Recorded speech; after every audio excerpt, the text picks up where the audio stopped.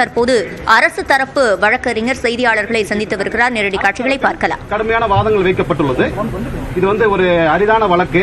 அதெல்லாம் பெண்களுக்கு எதிரான வழக்கில் நீதிமன்றம் ஒரு கண்டிப்பான ஒரு தீர்ப்பு வழங்கணும், கடுமையான தண்டனைகள் வழங்கணும். இந்த வழக்கை பொறுத்த வரைக்கும் 376D கேங் ரேப் நிரூபிக்கப்பட்டிருக்கு.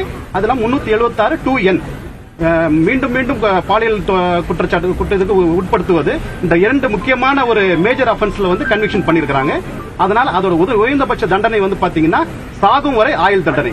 அத அரசு தரப்புல தெளிவாக ரொம்ப அழுத்தமாக அந்த உச்சபட்ச தண்டனை வழங்க வேண்டும் என்று நாங்க கோரிக்கை வச்சிருக்கிறோம். நீதிமன்றம் அதை கன்சிடர் பண்ணுவாங்க. குறைந்தபட்ச தண்டனையை அதுல 20 ஆண்டுகள் நாங்க உயர்பட்ச தண்டனையை வழங்க சொல்லி கேட்டிருக்கிறோம்.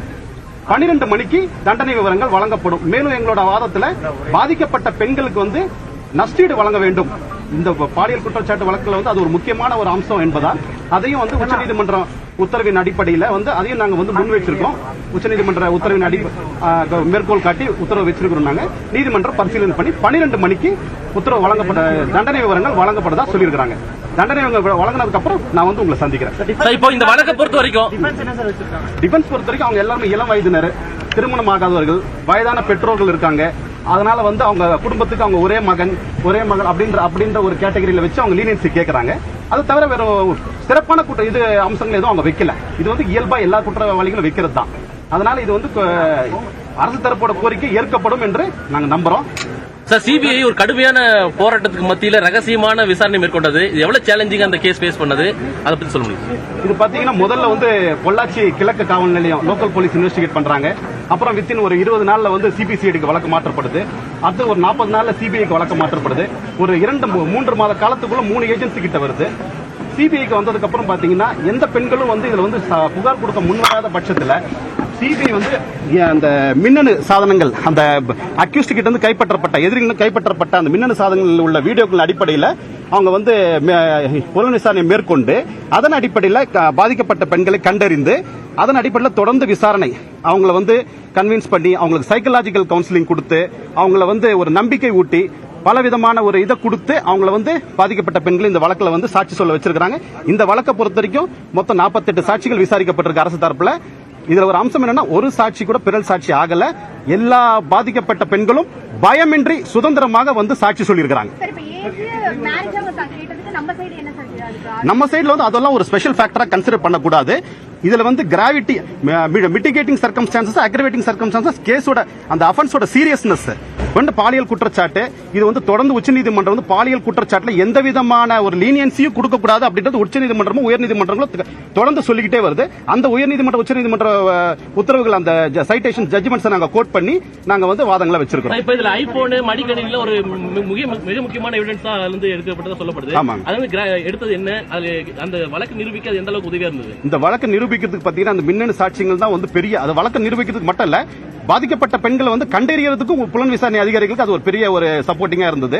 அதுல பாத்தீங்கன்னா அந்த வீடியோ எடுக்கப்பட்ட தேதி, வீடியோ எடுக்கப்பட்ட இடங்கள், இது எல்லாமே தெளிவா விஞ்ஞான பூர்வமா நிரூபிக்கப்பட்டிருக்கு. வாய்மொழி சாட்சியாக இல்லாமல், பாதிக்கப்பட்ட பெண்களுடைய வாய்மொழி சாட்சிகள் மட்டும் இல்லாமல் விஞ்ஞான ரூபமான சாட்சிகளை சிபிஐ தரப்புல தெளிவா புலனாய்வு செய்து அதை நீதிமன்றத்தில் சாட்சியா நாங்க தாக்கல் செய்திருக்கோம். நீதிமன்றம் அதை ஏற்றிருக்கு.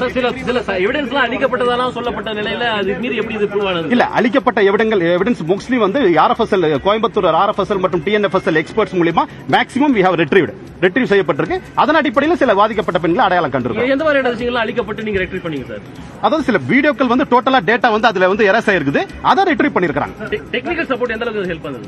டெக்னிக்கல் சப்போர்ட் பாத்தீங்கன்னா இதுல பாத்தீங்கன்னா மோஸ்ட்லி அந்த விஞ்ஞான பூர்வமா அடையாளம் ஐடென்டிபிகேஷன் பண்றது சரி, அந்த வீடியோக்கள்ல எந்த விதமான மேனிபுலேஷன் எடிட்டிங் இல்லன்றதுக்காக பிசிக்ஸ் டிபார்ட்மெண்ட் ரிப்போர்ட்டும் சரி இந்த வழக்குல ரொம்ப முக்கியமான ஒரு சாட்சியா இருக்கு. எல்லா அக்யூஸ்டுமே 1 முதல் 9 வரை உள்ள அக்யூஸ்ட் எல்லாருக்குமே 9 குற்றவாளிகளுக்கும் சாகும் வரை சிறை கொடுக்க வாய்ப்பு இருக்கா? அதுதான் உச்சபட்ச தண்டனை நாங்க வச்சிருக்கோம், கோரிக்கை வச்சிருக்கிறோம். நீதிமன்றம் ஏற்கும் நம்புறோம். 376 இல்ல இல்ல எல்லா மேஜர் அஃபென்ஸ் சொன்னேன் 120B 354A 354B எல்லா சட்ட பிரிவுகளிலும் அவங்க குற்றவாளி என்று நிரூபிக்கப்பட்டிருக்கு. 376/2N அதுக்கு அதிகபட்ச தண்டனையா சொல்லிருந்தீங்க. அது எந்த அளவுக்கு நீங்க ஸ்ட்ராங்கா பேசிருக்கீங்க? எதிர்த்தரப்பு டிஃபென்ஸ் பண்ணிருக்காங்க. எதிர்த்தரப்புல வந்து பெருசா ஒன்னும் சொல்ல, அவங்க வயது இந்த இது மட்டும் தான் சொல்லியிருக்காங்க.